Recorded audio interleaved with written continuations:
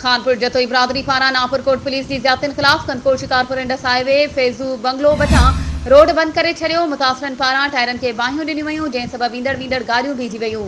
मुसाफ़िर सख़्त गर्मी सबबि परेशान। ॻोठ अब्दुर्रहमान कलोड़ो जा रहवासी मोर भरड़, सालेह भरड़ जतोई, सायरा साइमा ऐं मिसमात इज़त खातून भरड़ जतोई ऐं ॿियनि मीडिया सां ॻाल्हाईंदे चयो त नापुरकोट थाणे जे अॻूणे SHO तारिक सोलंकी ऐं ॿिए पुलिस असांजे घर ते बिलाजवास चढ़ाई करे असांजे 3 ॼणनि समेत 53 जानवर काहे ग़ाइब करे छॾिया हुआ। जंहिं बाद असां क़ुरान पाक खणी शिकारपुर जी अदालत पहुतासीं। पिटीशन दाख़िल कराई त नापुरकोट पुलिस माण्हू ज़ाहिर कया, पर असांजो माल वापसि न कयो वियो आहे, जंहिं ते असां मजबूर थी रोड बंदि कयो आहे। हुननि वधीक चयो त पुलिस खे ख़बर आहे त ॾोहारी केरु आहिनि। असां शरीफ़ माण्हू आहियूं, असां सां नाजाइज़ी न थियणु घुरिजे। हुननि IG सिंध, DIG लाड़कानो ऐं ॿियनि मसइलवारनि खे अपील कंदे चयो आहे त असां सां इंसाफ़ कयो वञे, असांजो माल वापसि करायो वञे।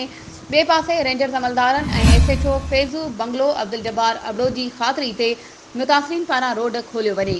वधीक ख़बरुनि ऐं अपडेट्स जे लाइ असांजे चैनल खे सब्सक्राइब कयो ऐं हा, बेल आइकन खे प्रेस करणु न विसारिजो त जीअं असांजी हर नई अचण वारी वीडियो तव्हां ताईं पहुचे।